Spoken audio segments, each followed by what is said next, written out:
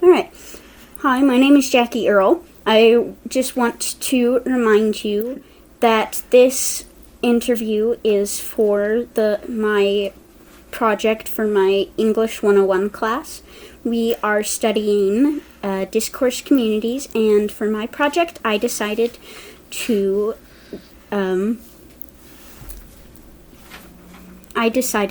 go with local Dungeons and Dragons campaigns. So I wanted to thank you for agreeing to this interview, and let's begin. So how did you learn the jargon or lingo of Dungeons and Dragons? Very slowly. Starting with simple campaigns and stuff, which I guess that is also a jargon or slogan. You got to learn a little bit when you first start, but as you go along, you pick up words. It's not imperative that you know all of them right away, but quickly you begin to recognize like different things that are good for abbreviations. Is that a solid answer? I still don't know what a proficiency bonus is. All right. I do. I mean, I sort of do. It was for the camera. Those are kind of important. No. All right. It was like So your training.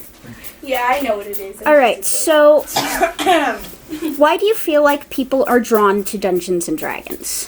Well, Because it's hot. I don't know. Everybody's drawn to Dungeons and Dragons, but I know that I love Dungeons and Dragons because it's fun. It's a social outing that like allows me to go and actually interact with people. Claire. I enjoy being able to express my imagination, and I also love just being able to escape the world for a little while and play somebody who isn't necessarily me. I can do whatever the heck I want, and Yeah. So how did it feel to join your first campaign? it was really fun. Like, it really caught me by surprise how much I liked it. Before I started D&D, I was like, D&D's for nerds. But My favorite thing is when I started, when I finally actually started D&D, I was like, oh, this is actually really awesome, and it really was fun to get my imagination running. All right. So do you feel like there are any stereotypes attached within campaigns? Well, obviously, one of them is, D&D's for nerds. That's one of the stereotypes. I mean, it is for nerds. It's not a problem. It's true. But a lot of people think that it's either extremely nerdy, very, like... Some people might make the mistake that it's math-oriented. And, I mean, it is, but it isn't.